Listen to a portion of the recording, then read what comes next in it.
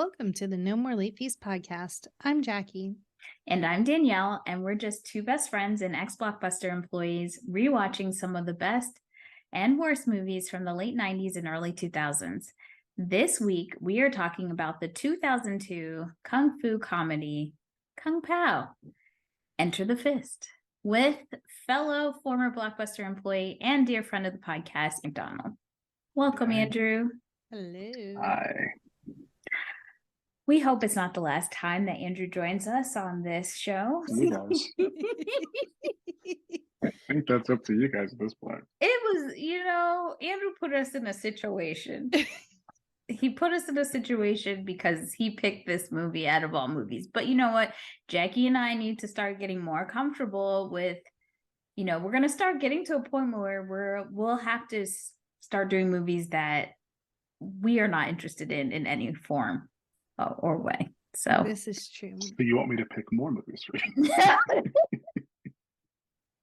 I think we need a redeeming episode with you. Yeah. And then we can move forward from there. We just have a segment that's called Andrew Picks the Movie, and we'll know. Ooh, that sounds good. But before we dive in, let's get into some housekeeping. If you love the podcast and you want to support us, here are a few ways that you can. Did you know writing a review and or reading us helps us get more listeners? If you want to be featured and help us grow, head to Apple and leave us a 5-star review. Please leave reviews. It helps us get on Apple's charts. Yes, the charts.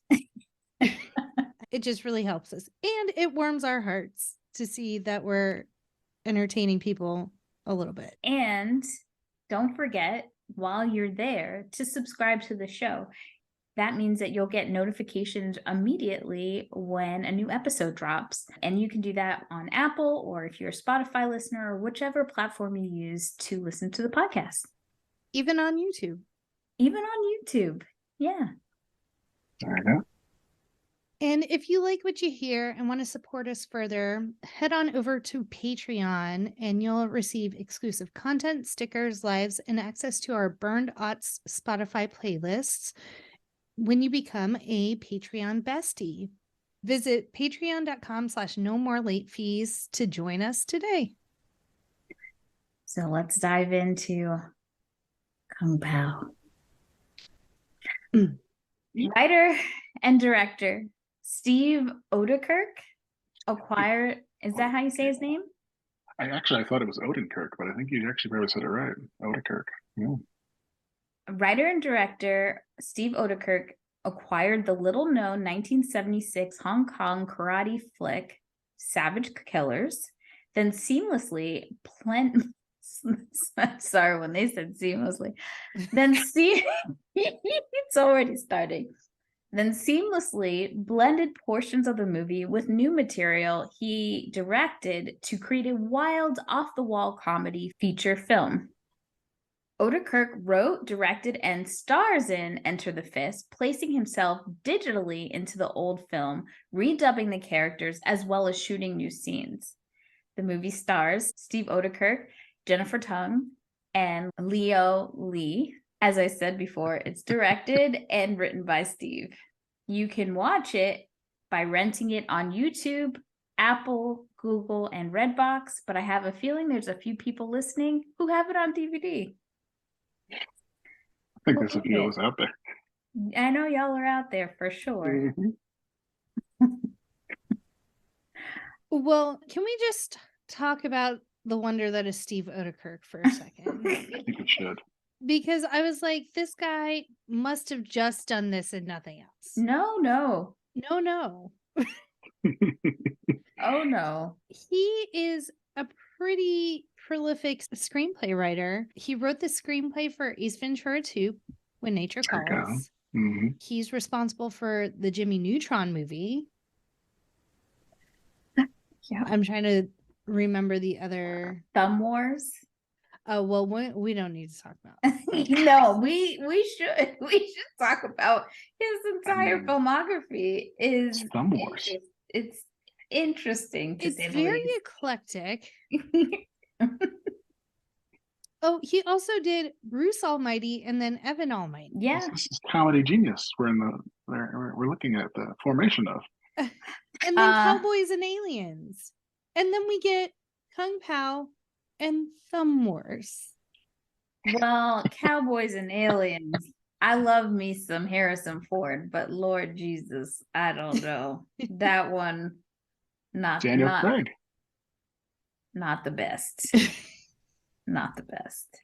And he made Barnyard, which one of the things I saw on Reddit was Barnyard was trash. He's also made and let's talk about the thumb situation. He's made the God Thumb, which was a short, Franken Thumb, the Blair Thumb, Bat Thumb, and Thumb Wars. And Thumbtanic. Oh. And you did not say Thumb Wars' entire title. It is Thumb Wars, the Phantom Cuticle. He also wrote another movie that we're probably going to do a few movies we'll probably do because they're in our time period. Patch Adams with Robin Williams, Nothing to Lose with Martin Lawrence, the Nutty Professor with Eddie Murphy. And he used to be a writer on In Living Color. So what we're hearing is this man is a comic genius. Clearly. It's hit or miss for me, personally. He's a comedy genius to a very specific audience, and sometimes those movies go worldwide. I don't know what else to say. So now that we've dived into Steve, let's get into our ratings rewind. So you know the drill. Before we get into the movie, we'll reveal the rating our Y2K versions of ourselves we give. Then at the end, we'll see if our current selves agree with our initial rating. Our scale consists of would buy it again. The best would play on repeat. 5-day rental. Would watch again. 2-day rental. Nothing to write home about. And same-day rental. It's an incinerator trash heap. Garbage. Glad cow dry. Glad owned garbage. So it's Wimplo sucks. It's New Jersey, y'all. Oh, okay. I'm leaving right now. This is unacceptable. All right, I had to throw that in there. All right, Andrew. You could have said it was Staten Island. That would have been fair. You know what? You're right. Let's come to an agreement. We can all hate Staten Island. Yes. We definitely can. Andrew, we'll start with you. Here's a funny thing about this. I don't think I saw this movie in theaters. I don't know actually how I was made aware of this movie, but when I was made aware of this movie, I loved it. And I love it to this day. Although I will say, I would would buy it again right now for my old Andrew rating. For sure. It's a never seen for me. So Y2K Danielle only remembers the cover box for this movie. Now, the problem I had when I had to watch this movie for this episode, obviously, is I pulled my remote up, I did the voice activation, and I said, Kung Fu Hustle, please. Because my brain said a different movie. My brain said we would prefer to watch this instead.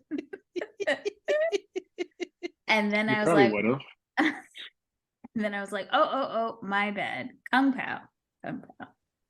So I've never seen this movie. I've heard about it because Andrew has been tormenting me about it even before we were doing this podcast. So yeah. Jackie? 21 years. 21 years I avoided this movie. And every time I shelved it at Blockbuster, I was like, who's watching this crap? Me. 21 years later, it's me.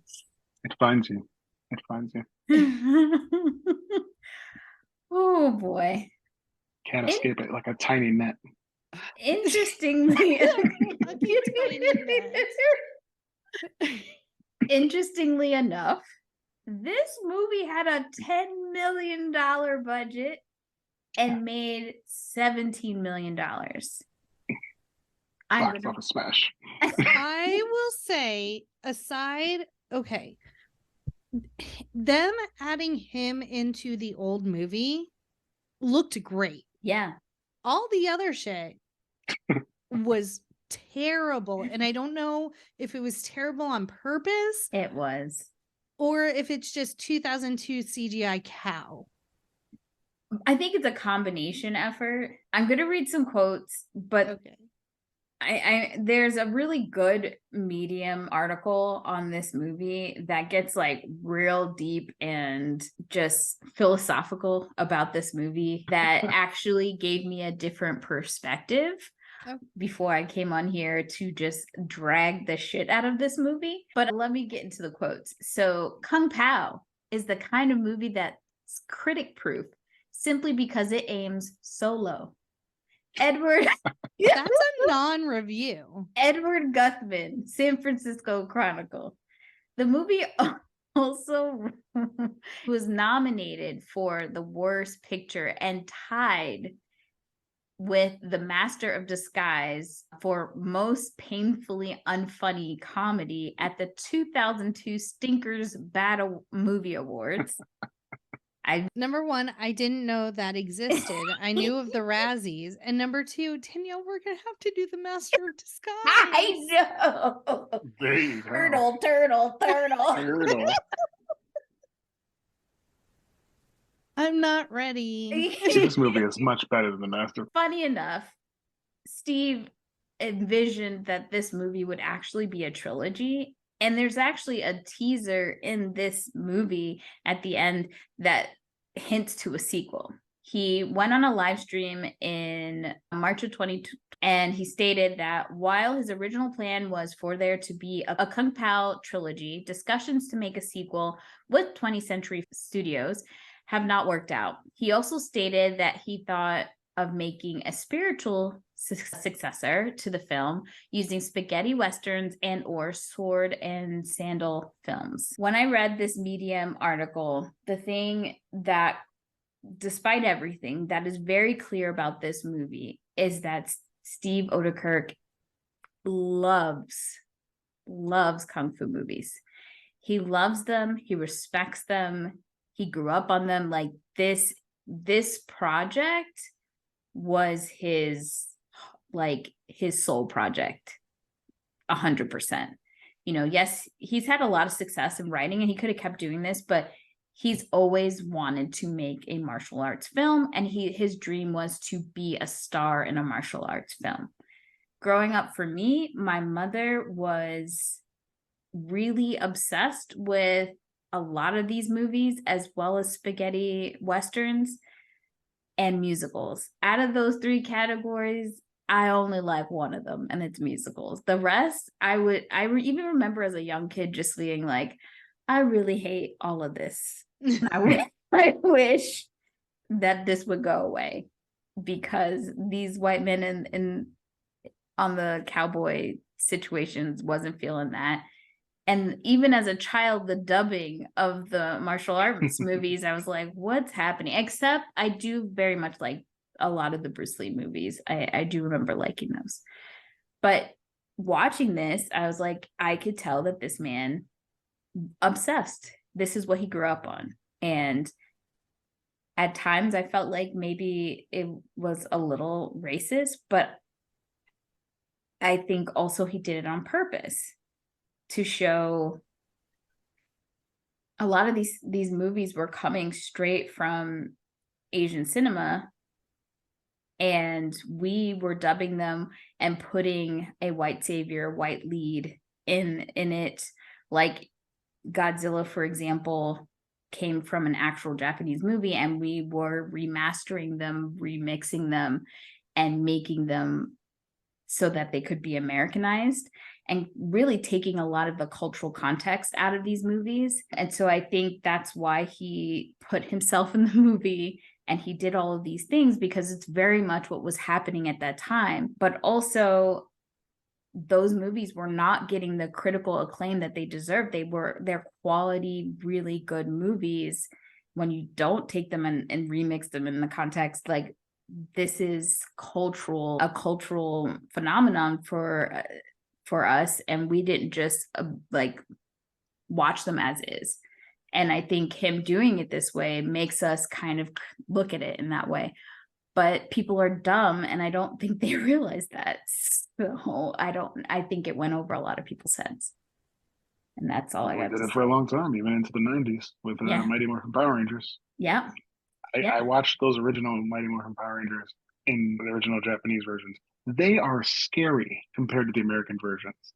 Like, Really? people getting turned to stone and kids watching their mothers getting smashed by Rita in front of them. It's like, this ain't children's TV. This would give you nightmares. Same with the original Spider-Man TV show. When I think they made an American version, and they took a lot of the Japanese version and remixed a lot of it. He was doing more stunts, that's why. Yeah. He was doing cool stuff. So it's an entire genre, and I guess him making this movie makes everyday people who probably weren't even exposed to it or were exposed to it an opportunity to like take a look at it. And because he did this movie, he took a movie that might have been lost and remastered it completely, which costs thousands of dollars to do. And so now, even though he had to remaster the movie itself first before he could actually put himself in it, so he's preserved this classic movie that maybe nobody else would have saw. So I do have to tip my hat to that. The rest of it, well, Shall we begin? Yeah. So there's a baby in a hut. It has an amulet.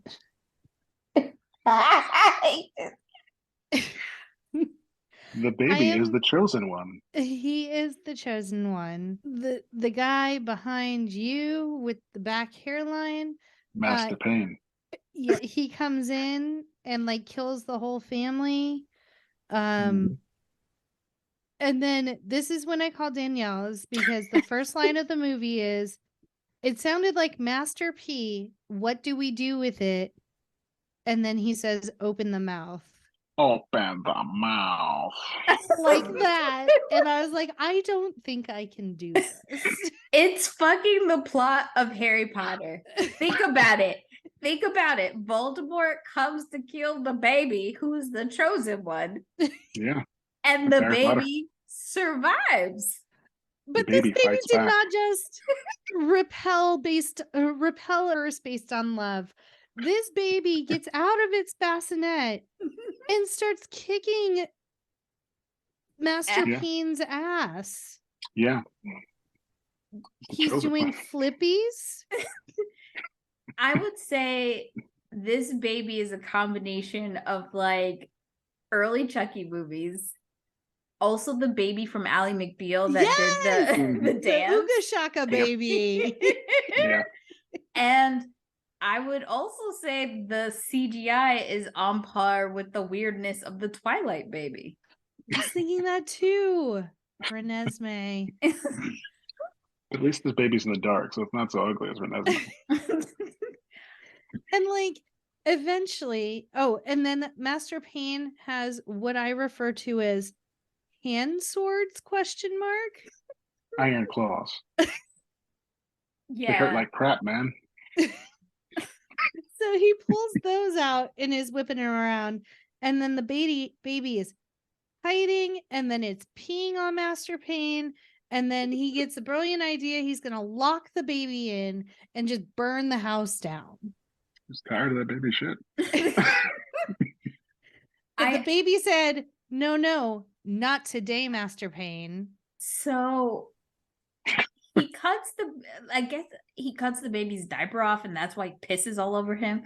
But then the next scene, when he burns the house down, Yeah. That baby wrapped and swaddled. And I was like, baby, you could swaddle yourself? I don't know why that surprises me out of all the things that I just saw this baby do. Like, he hid under the bed, but had his feet sticking out on purpose. As a ruse. As a ruse. Also, question, later on, like, the baby, like, kept his bloodied shoes, like his booties that has the blood of his family in it on it. Yeah. And what happens after he swaddles himself? He rolls out of the house and then down the biggest hill ever, covered in rocks. It looks like a straight Cabbage Patch doll, by the way. Yeah, like they just threw a Cabbage Patch doll down a hill like 5 times and cut it together, so it was like one continuous fall. And, like, I know it was fake, but I was like, there's no way a baby could survive. It's the chosen one, Danielle. I just want to say, this is the least amount of notes I've ever taken on a movie. It's 3 pages, and we have just finished the first page describing the baby. Also, when the baby is this roll is ridiculous, right? There's rocks, there's all sorts of stuff. Then the baby rolls up on a person. So I'm thinking, oh, like, this is how the origin story is going to start. This person a loving farmer walking by happens to discover this baby. The farmer picks up the baby, says, "Oh," and then throws the baby down another hill. You know, and then literally he had to live with the rats. The rats and something else. It's literally the TikTok where it says, "Fuck you and fuck them kids." That's literally what it was like. And as he's rolling, you hear a voiceover that he was raised by the rats and the creatures of the desert. Desert, yeah. Oh, and while the baby is rolling down this never-ending hill, a booty goes this way, a booty goes that way. So how did he get the booties back? Right. I don't know. Maybe his little furry friends went and collected it for him. Maybe. Probably. And after that part of the movie was the most coherent part of this movie. Yeah, that's very, very. I know very little about the next. The next part is that, now we see him as a grown-up, and the chosen one is facing many challenges and fighting off many enemies coming to fight his way. And he's demonstrating all his power to them. You know, how he can flip in the air and he can kick people and he can punch a man and have one solid chunk come out. Wait. It's a stomach plug, man. Like, that's cartilage and bone. I don't even think that's possible. One key part we have missed is that the chosen one's special powers, or how we know he's chosen. We kind of talked about it when Master Pain said, "Open your mouth," his mouth. He has another face living He's got a on tongue the that has a tongue. Right. I don't care for it. It is so weird, but also hilarious, because when you look at filters that we have now on TikTok, yes, it's like that. So it was ahead of its time. I want one now. It's just insane. That should be the picture for the show. We just all stick out our tongues and put a face on it. At the end, we'll all stick out our tongues and then we'll all make a face. And so then Danielle can superimpose the. There we go. That sounds like a plan. So in one particular fight, it is just like a line of like 50 dudes. And there's lots of zooming in faces as there's just like, wah, noises happening. And then he decides he needs help. So he has a dog who he just calls Dog. The dog leads him to this hole and he's like, aha, gopher chucks. Tears a piece of cloth, has a gopher bite onto each end, and makes nunchucks out of. He does ask the gophers for help. Permission. Though. He doesn't just say go, like he says, yo, like. I mean, consent is. I need consent gophers. Is key. Yeah. Consent is key. I need you to make me a weapon. This movie was ahead of its time. Consent is key. And as he's fighting all of these men, all of a sudden, so you ever take black olives and stick them on your fingers? That's what he does, but with the eyeballs of all of these men.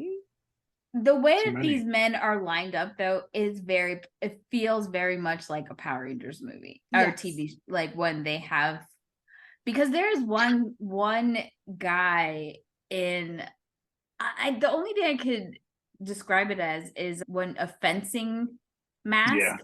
Yeah. I just, why? He's the leader. He's got the fancy uniform. He's not wearing the bikini like the one lady on the line. Well, and I guess he couldn't get his eyeballs plucked out because he's wearing protective eye gear. Can't get his eyeballs plucked out. Yeah. Also, so does these triangle things that Master Pain has, did they they're like embedded in his chest? Did they make him powerful or something? They seem to make him much harder to hurt. Yeah. They give him some strength. Yeah. Okay. From the evil council. Yeah. And they're really hard to remove, as we find out. They're very hard to remove. Yeah. Later. A simple coin underneath for leverage will not do. No. Leaves you vulnerable and exposed. So we have now the chosen one is going to Crane School. Mm-hmm. And this is the first we see, I believe, of the old film that he has inserted himself into. Because when it's happening, I'm like, okay, Crane School. And so I'm watching, because I purposely didn't look up any notes to know any of this stuff. So I'm like, oh wow, they did really good job making it seem like an old movie, right? And then I'm like, wait a minute, I think this is legit an old movie, and he just put himself in it. And then I spent a lot of time trying to figure out who's actually in the old movie and who is, like an actor he's added. Mm-hmm. And they do the funny dubbing where people are talking, and it comes in late. Let's do an example. I will move my lips, and then Andrew, you throw some words. Mm-hmm. I love this movie. It's great. I mean, it's a masterpiece. Far better than I don't know, Titanic. There you go, like that. Excellent job. So imagine that, but Oedekerk voiced every single voice himself, except for the character of Woe, who was voiced by her actress Jennifer Tung. I did not know that about the other ones. Very great. It makes me love it even more, honestly. It feels like what Cartoon Network at night. What was the Coast to Coast? Yeah, it felt something like the other one that Seth Green. Robot Chicken. It felt Robot Chicken like at times when the voices were happening. And there's a character that gets really mad that they find out that he is the chosen one. And they're like, we trained him to be an idiot on purpose. Yeah. Like, he's constantly trying to fight with him. Wimplo. We trained him wrong as a joke.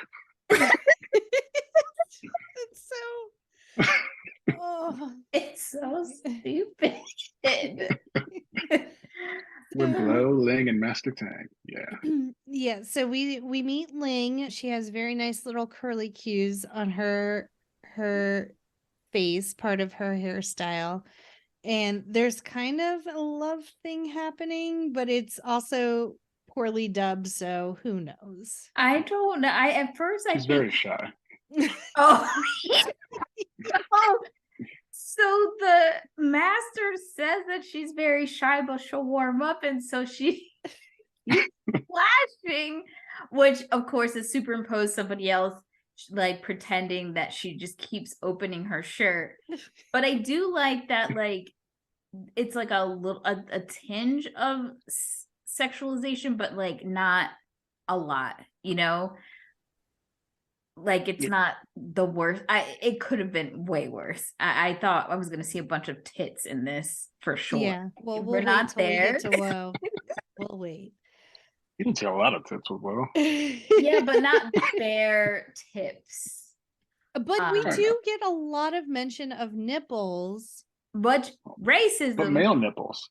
Racism on that, because he like makes fun of the nipples for being dark and big. First of all, I didn't think the nipples were that big. No. Secondly, why we gotta call them dark, which centers, white boobs being normal. Just had to put that out there because I was like, hold on.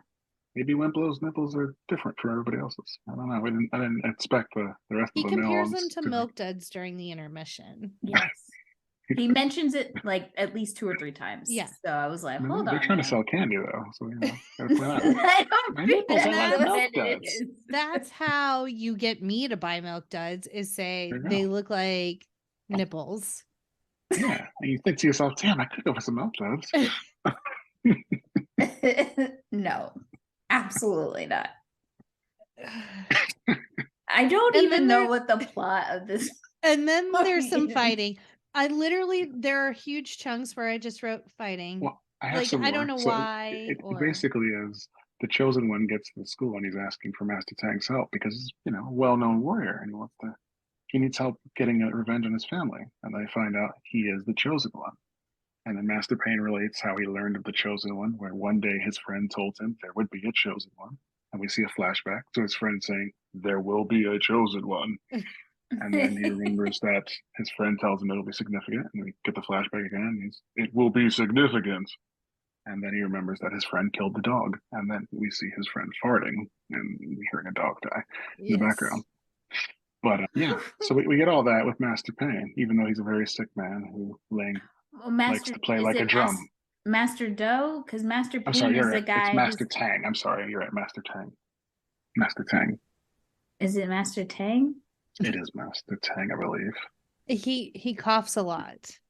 Yeah, I thought it was Master Tang. Okay, there's so many masters. There's literally Master Tang, Master Do, Master Pain, Young. Oh, that's it. Most of them are good names after that. We just gotta care about those. That's it. Just 3. But yeah, after he introduces and everybody's good, then we find out Master Pain has arrived in town. He's beating up people to find the chosen one. All I thought about when I heard Master Pain was Master P. And then in my head, the whole movie was make him say, na na na na na. That's all I kept hearing in my head, which actually made the movie much better. There are some musical choices in this that are jarring because you're not expecting to hear Baby Got Back in this weird ass he's got his own style. Also, we get some MC Hammer, Can't Touch This. Yes, we do. So Master Pain decides he doesn't want to go by Master Pain anymore. He goes by Betty. Betty. This fucking long con the entire movie just to be able to play Black Betty when he fights him. I was like, we're jumping over so much stuff though, so much content. We'll go back to it.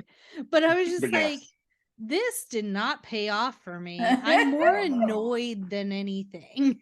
He was committed. I do like that he had call me Peppy. I thought it was saying petty until I saw his boxers with it sewn in that said Betty. I missed that. I've never seen that. When they're fighting and he pulls his pants down because somehow they're flying in the air. He has dairy boxers with his name on them. Yeah, he's got boxers that say Betty on it. I watched this with the captions on because I'm like, I just can't. Which we'll get to a scene later. Glad I had the captions on. So then the chosen one is beat with sticks. and Well, then no, they you all passed dogpile off. on him. Yeah, you gotta go because when they're playing Baby Got Back, Master Payne is showing off his special skill, which is that he could be beaten with sticks and not feel anything, even to the crotch, which they make good point to show. Which is Lots of why why he got them. this is why Steve picked this movie to remaster or whatever, because he remembers just the fact that there's this guy who keeps getting hit in the balls over and over again and does not make flinch or make a move. So he was like, It is a special skill. That's the movie for me. Yeah. And the chosen one finds out quickly he does not possess the special skill. So he wakes up a little while later because he's been had the shit beat out of him. Is this the scene where they like keep hitting him with sticks? Yes. And like climb on top. Throw us off. There was one guy with a bamboo stick, not just like hitting him, but legit stabbing him. It looked like he was in the ground at one point. Yeah. And his buddy's like, hold on, let's think about this. And he's like, all right, forget it. And then when he wakes up from his beating, there stands Woe. Whoa. Woe has one boob, and I don't understand why. Jackie texts me, why does she have a uniboob? Don't know. Can't explain that one. I kept looking at it to try to figure out how did they do this thing. Did they like separate them and tape them down and then do one boob in the middle? Did they smush them together to form one uniboob? I feel like one is harder than three, so it's an accomplishment. Yeah. I agree. On a $10 million budget.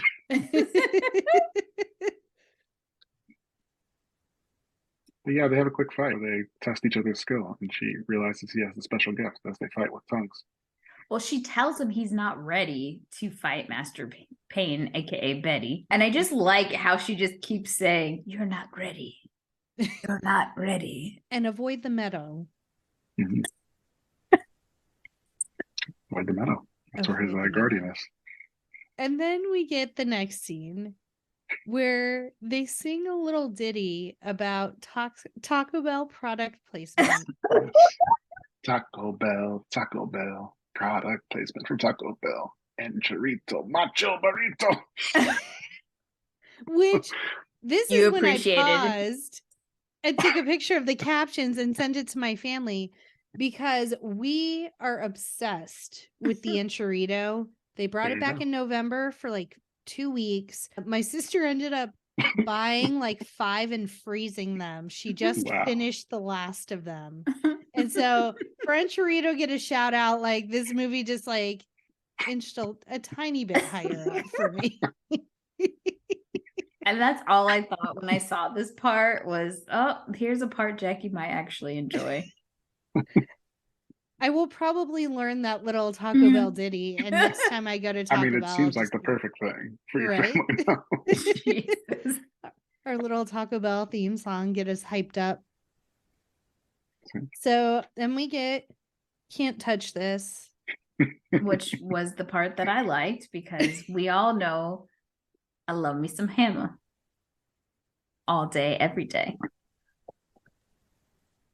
And Master Payne came to kick some ass. And now he's walking. Where is he going? He approaches the meadow.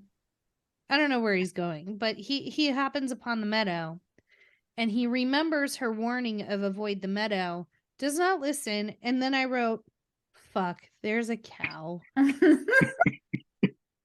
Because I just... This scene makes no sense. It's like the whole point is to make utter jokes, to have Milk just shooting out at him for no reason. And to do a Matrix move.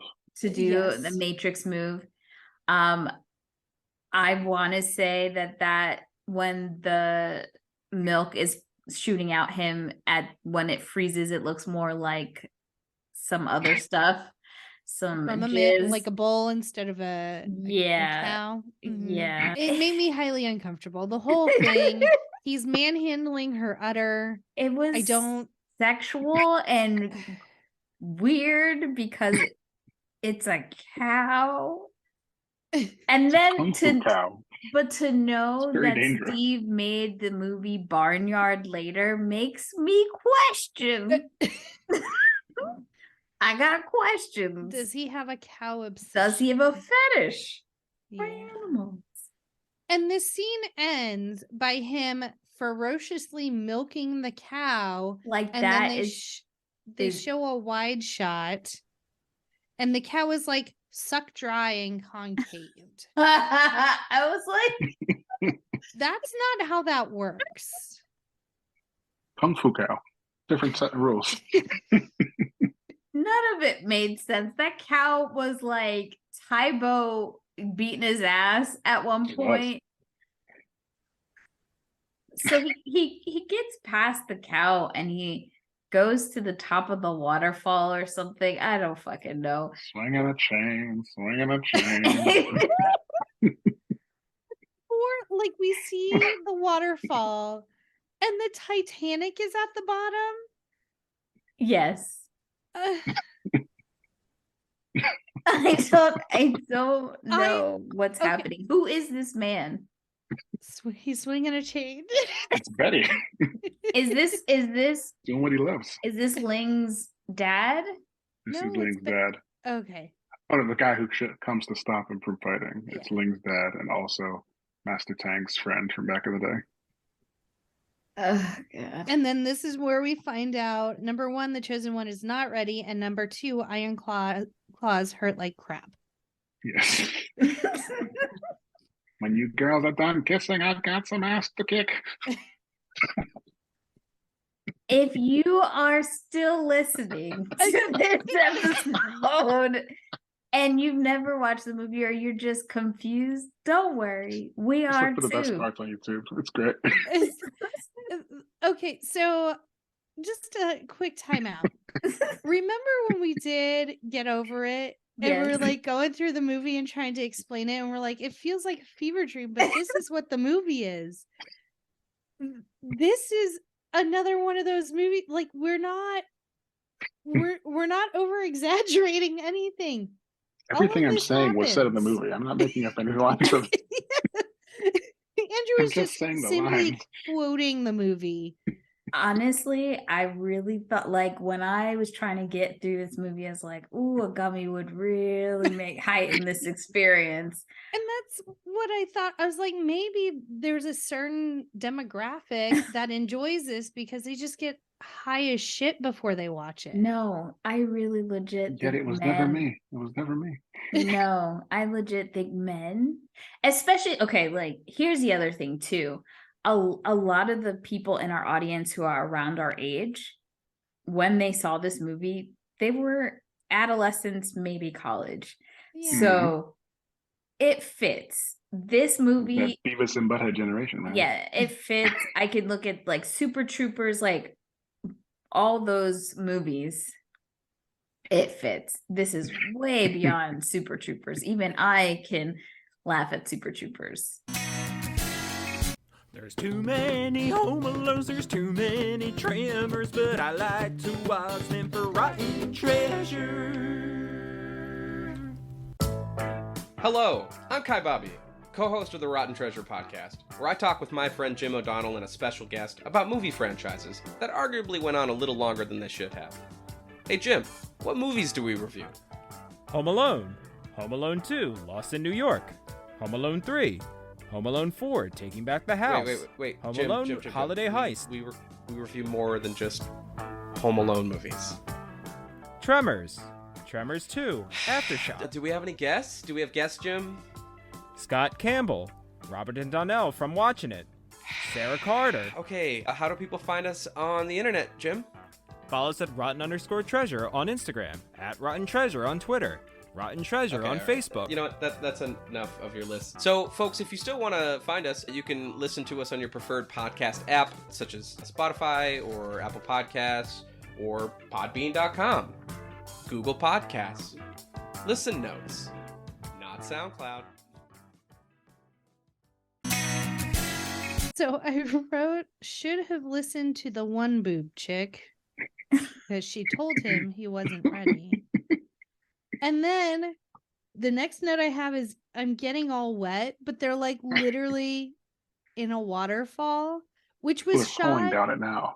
Oh, okay. That's what it was. So And now they're really getting wet. They shot the waterfall scene in his swimming pool in his backyard. Know this? Wow. This is high budge shit right here. Well, I think so much of the budget went to having to remaster this, so they had to make it work, I guess. I didn't know it was a swimming pool. Hey, there you go. Yeah. So then Betty takes the booties as a memento. Because he's like, you killed my family, or, you know, and he I spanked your ass as a child. I'll spank you again. And then everyone is everyone dead at this point? No, not yet. My father gave life for this. And then we have not mentioned, but Ling, is that her name? Mm-hmm. Just at the end of every sentence, she goes, wee.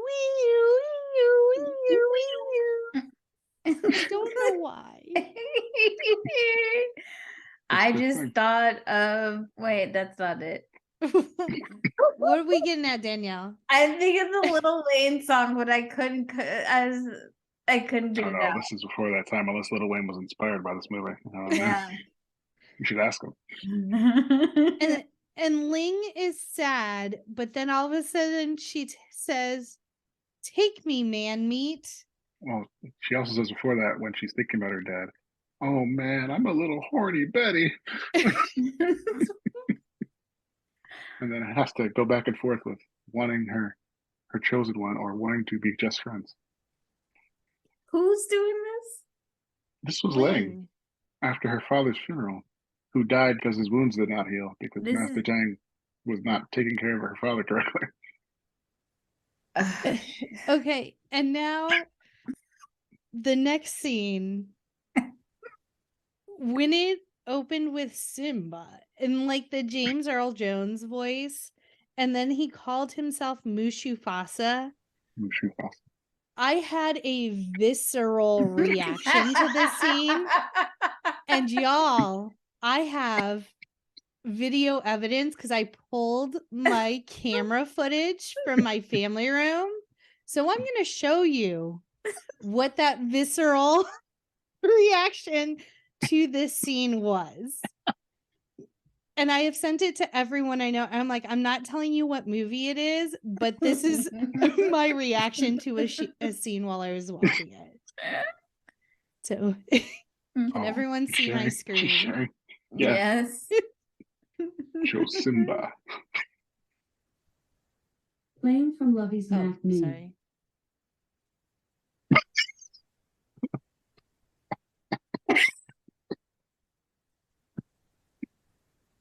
Jackie legitimately looked like she was in pain for a second there. And questioning what the F. Making notes. And then I immediately pause it. He looks at a person who's not there and is like, you seeing this crap? I had no one around to share my like disdain for this movie. I wish your husband had been there. That would have been great. I was just like, why am I still watching this? And then when I paused it, I was like, oh good, 22 minutes left. Like, we can do this, Jackie. Hyping myself up. Why did it feel like it was another hour and a half before the damn movie was over? Anyway, so there's this weird scene about Simba and CNN and Mushu Fasa. Andrew, enlighten us. I mean, the chosen one is looking for guidance, and Mushufasa comes to guide him and help him figure out his place in the great circle of stuff, and tells him that the answer he's looking for is in the stars above. And he'll figure it out later because it's cryptic, because that's how movies are supposed to be. Oh, we're talking about the lion scene. Yeah. Yes. Okay, let me tell you. What did you think we were talking about? Where were you, Danielle? Mushu Fasa. I literally said Simba. Yeah. I He was know, Cho Simba but in the scene. okay. Did you take that gummy?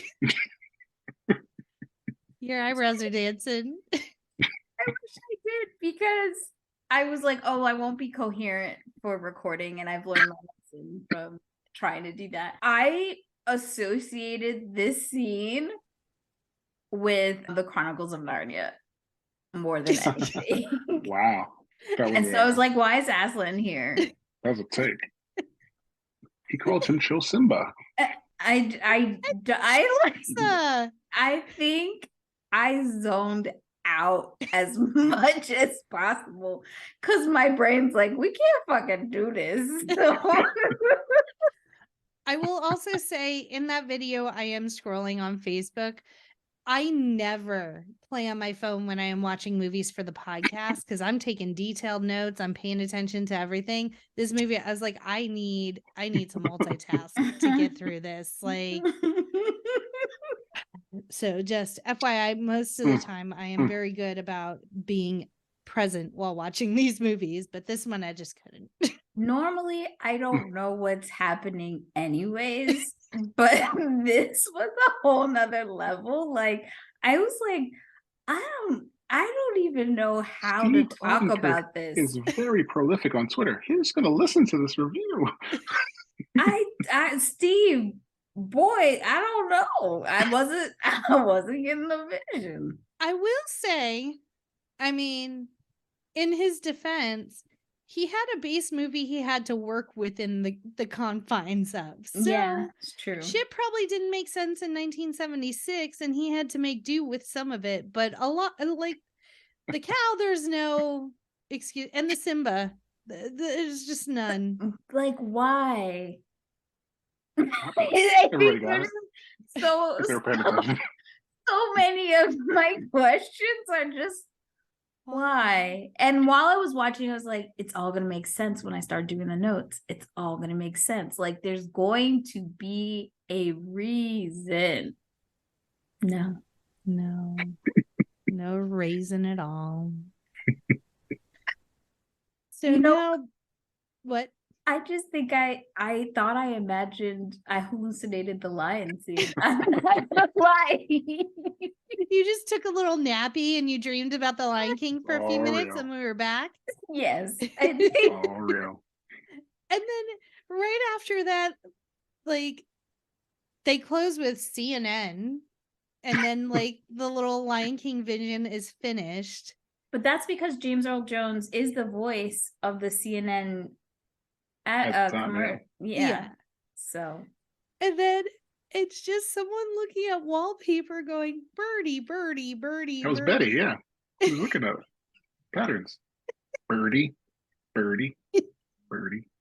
Tiger, tiger, tiger. That part did make me laugh. And then Betty also has does magic there too.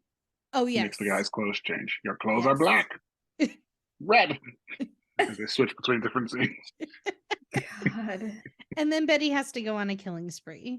He does, because he finds out the chosen one is still alive. Yes. So now anyone that is aiding the chosen one is punishable by death. This is when we get Baby Got Back and the tiniest net. Yeah. Wait, but the net happened because he's running towards Ling. He's running towards Ling. They let Ling go so that they could follow Ling, so that they could find the chosen one. And that scene where she's calling out to him to come, and he seems really far, and then he's running, but then when you look back again, he seems just as far as he was before. I was dying when that happens. And then they like catch him with the tiniest fucking net I've ever, like, tiny net. The net. How do you capture him? Maybe like a 2x2 square piece of netting. It's a scarf. Got his face. It's a scarf, literally the size of a scarf. and he can't. He falls to the ground. What is that? He lost consciousness. It covered his face. And when he wakes up, everyone he cares about is on death's door. But well, he has the tiny net. He loses consciousness, and now it's intermission. Right. I was like, right. I don't need intermission. This movie is 1 hour and 20 minutes. I need this We gotta movie to be sell products. shorter. I think they did the intermission because there was like a whole scene that was ended up being cut. So it was just like this weird thing they ended up just doing, but Mr. Tang has some yellow liquid for your popcorn. And it's non-dairy. Yeah. and the nipple milk duds. Yeah. My nipples look like milk duds. oh, And now we're back. And now Ling is dying, the dog is dying, the master is dead. And then I wrote, no one is dead, because the dog pops up. Ling is just laying there like she's laying in the forest. Can we Winslow talk? is dead. Ling is not so like obviously the character Ling is from the old movie, but they do this thing where they bring a completely different actress to pretend that Ling is dead. Yeah. And I'm just like, what? And then we get the line, killing is bad, killing is wrong. And then we get the term badong. Killing is badong. Bad and wrong. It's badong. I do like that Master Tang. Yeah, he's like, just because I turned my head and went, oh, doesn't mean I'm dead. And then he goes, and then he's dead. He's the only one who dies. Yes. But we've No, Winslow dies. Winslow. I think in the end they're all alive except for Winslow. Is that who dies? Is Winslow? Yes. Because Okay. he's like, everyone's alive, and then he runs back to Winslow, and all you hear is the sound of flies. And he Flies, just goes, right? Oh, and just backs up. The dog. When the dog is dead, it's literally the command like play dead, and the dog is on his back like, and it's like happily moving like. And they've just put some like red food coloring along his mouth. Mm-hmm. So in the next scene, the chosen one realizes that the pyramid caps. Oh, he goes to a blacksmith and asks for some pyramid caps. And the blacksmith's like, oh yeah, right here. I already have them made for you. Convenient. And then he realizes they're the source of Betty's power and they need to be removed. So it's this montage of him trying to remove them in all different kinds of ways. On these wooden mannequin things. Mm-hmm. And it's so, okay, there's a very old Ellen stand-up where she talks about the same hand motion is toilet paper hand when you're like in a public stall, and then pickle hand when you're trying to get pickles out of the jar. So now we have pyramid hand if you're trying to remove pyramids from Betty. So his hands from trying to remove these pyramids because they're, what is it? He doesn't say slippery. Too smooth and too smooth to grab. And so his hands are all bloody. He goes to Ling and he's like, my hands are bloody. And she's like, oh, does it hurt? And he's like, no. So then she squeezes lemon juice on them. Mm-hmm. And he's like, no, they're fine. And then she sprinkles salt on them. And he's like, we're good. Pours mercury on them. Rub it in my hair.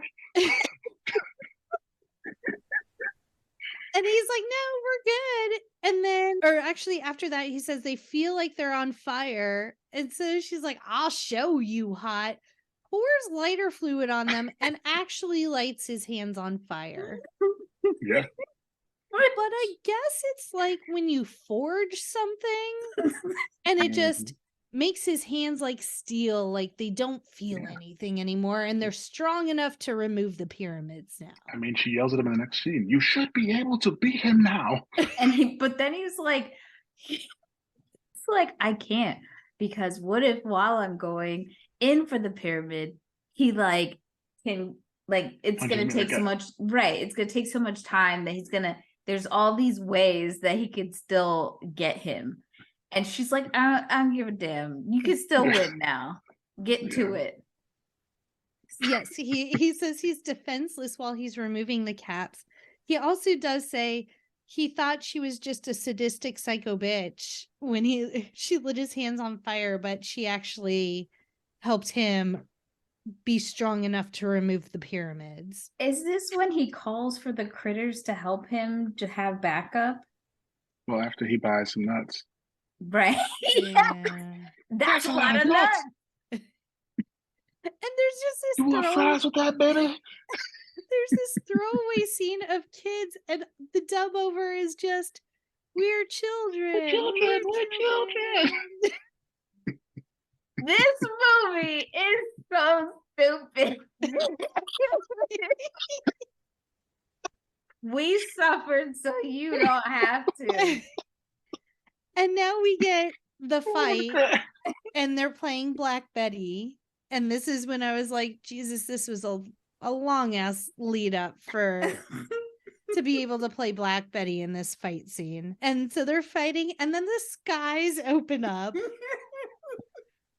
Because not only do we have a Kung Fu parody, now it's sci-fi, and all of these giant pyramid spaceships appear.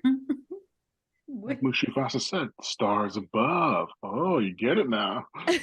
And the pyramid, one on the side of the pyramid, it opens for like a speaker, a sound trumpet thingy to be able to talk. Oh God. And they're singing in French. They're French aliens, right. Stinky pits and all, baby. He's like, it's worse. They're French. Oh God. And then there's more fighting, and then the chosen one sees Black Betty has his I called him Black Betty. Sees that Betty has his booties. And then he finally gets the inspiration that, why aren't we using Tungy to help? That's his special power. And when I tell you, this man's tongue shoots out of his mouth like a fucking roll of bubble tape and goes and fights the pyramids. Which it doesn't even fight, it just wraps around the pyramid and shakes it a little bit, like throws them around. And they retreat. So close to the retreat. And then the chosen one is able to remove the pyramids from Betty. And a whole lot of blood shoots out. Yeah, they're apparently holding in some blood. They're in his skin pretty well.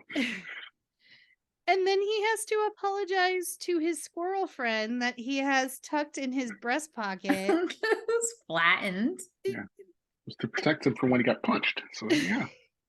Oh my God. But never fear, no animals were harmed in the making of this movie.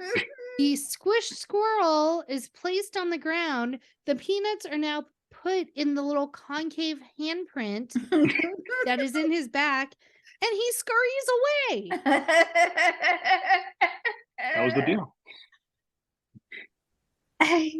And then we see next episode, the pyramids are circling the Eiffel Tower. And then these are my notes for the next episode. Nipple, uniboob, dinosaur, whole chest chain, cow with friends. Yes. And flying wing. But that's about it. And then the last thing I wrote was, I can't. And that is Kung Pow Enter the Fist. Praise Jesus, we made it, y'all. I wanted that sequel to come out so bad for years, and it never did.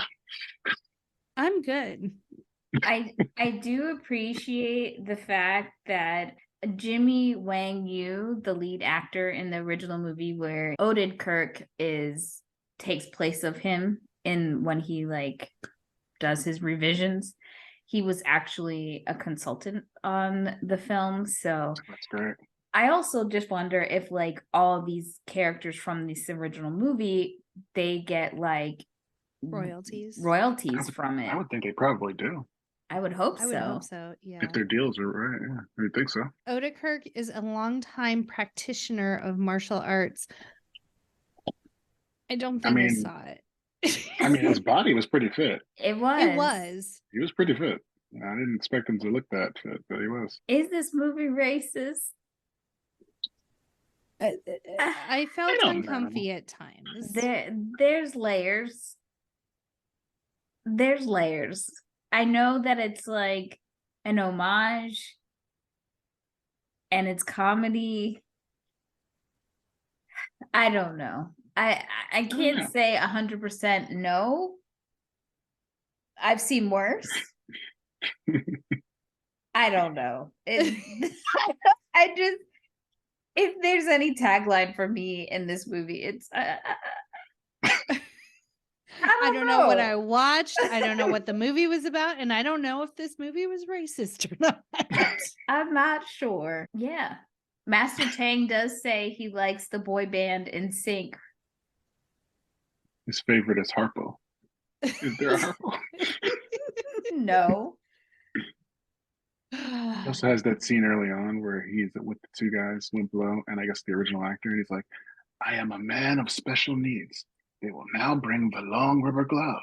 You hear him slap it on and he goes, eeny, meeny, miny, mo. I wonder where my glove will go. And they're both looking very much like they're sweating bullets. So, like, okay. Yeah, this movie was initially supposed to be a cartoon, an animation, and they changed their mind. My God. I don't. What a choice to be made. I don't even know which one would have been. I feel like that would have been a mistake. Oh, the cow fight scene is inspired by the television commercial for Swiss Milk Producers Association in 2000. Interesting. Okay. Okay. So what did you guys think? Well, Andrew, why don't you tell everyone where they can engage with your wonderful social media platforms? I mean, I'm mostly on Twitter. You can find me at AG McDonald, McDonald, on there, or at Rapture Press, just as it sounds, Rapture Press on Twitter as well. And obviously, your podcast, my podcast, and others we work with are found at rapturepress.com.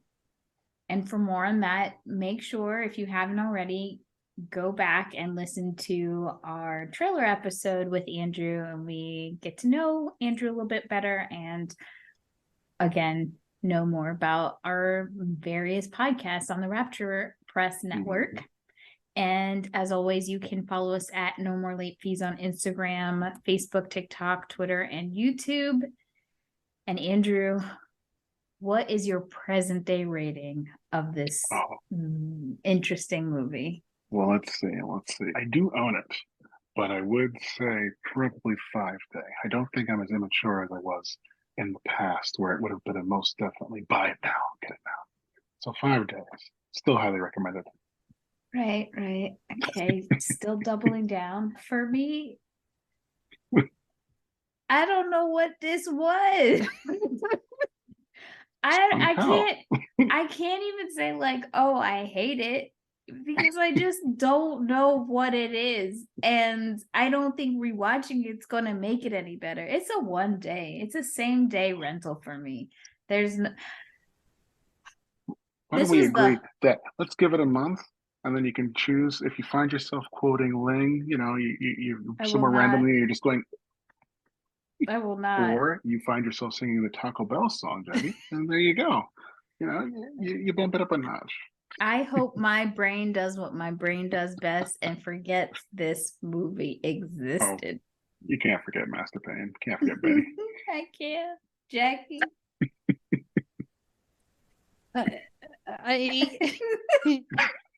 I want to make Ken sit through it. Yes, take him. I want to know. But that will be under duress on my part. And the only fun part of that for me will be watching his reaction to this movie. Other than that, same day rental.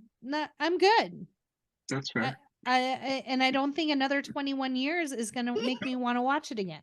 It's like a comet. It's going to come back in 21 years. Mm-hmm. I do want to say, I know a lot of people like this movie. I am not trying to yuck on anyone's yum. If you love it, then love it. That's fine. If you love it, you know where to find me now. We can talk. We'll go back and we'll talk about it right now. Yeah, talk to Andrew, but don't talk to us. I am like mentally trying to think, how am I even going to market this on social media? Like, I don't even know what kind of content I'm going to be able to put together for this. You'll find something. You always do. I know it's every year now on March 24th. We'll have to remember that this will be the anniversary of when we all watched Kung Pow. And we'll just have it come back around. It'll be evergreen content. You know, my biggest hope is that Ken loves it. That's my biggest hope. He watches it and he's just like, this is amazing. I you know what? I would be surprised if he did. I would say Ken and I align pretty closely with movies. And he's the 1 in 4. He's the 1 in 4. Rom-com, sci-fi. I don't know how he's going to all that. I know he's going to have aliens, a lot of... It's got romance. He's going to have a lot of questions. Oh, Jesus. I have to answer questions. When he sits down, be like, you will have questions and I have 0 answers for you. You've got so many answers now. It's just waiting there. He's going to ask a thing and you're like, I know this now. You're going to be ready to go. Well, if you have suggestions on how Danielle can market this on social media, or if you really, really love Kung Pow and you would like to declare your love on the podcast, hit us up at our quick drop 909-601-NMLF 909-601-6653. Twat us at the Twitters. Leave a message on our Anchor FM account. Sam, just call in, leave us quotes because we miss you. Oh, I'm gonna tell him to leave quotes. I'm gonna have him call. We did get some more tweets. Oh, an update. Jesus, Daniel Wickwire. I don't even. Anywho, Daniel Wickwire says the ridiculousness is glorious. Totally 80s 90s recall podcast says it's awesome. Ebony says, oh my God, such a good movie. I don't understand. I don't either. Maybe it's just us. I'm gonna find this tweet. I'm gonna retweet this hard and fast and everywhere. I'm gonna get this. Gotta keep this going. I feel like I'm on crazy pills. It's gonna be the best episode ever. We're gonna ride the superstardom. I just don't know. But I'm glad you breaks guys your TikTok record. I'm just gonna be loving it. I don't know. Say that again. I just hope it breaks your TikTok record or something. I'm just gonna love it. I can just imagine me doing a TikTok video and say, so this movie came out in 2002. That's it. That's the TikTok. This might be the first time you get me to stitch something. And I'm just gonna be like, no, I gotta add to this. I gotta add. Maybe that's it, Danielle. Just do something very general and blanket. Mm-hmm. And then like stitch this with your honest opinion of Kung Pow. There you go. There you go. Well, I have a question for all of you guys. I'm in like 2 sentences or less. Describe this movie. What do you get when you mix a bungee cord with an owl? Yeah. Not a quote, an actual. My ass. We didn't mention that the whole time. We have to mention it. He's so proud of himself. Yeah. I really am.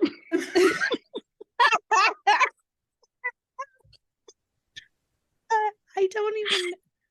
I think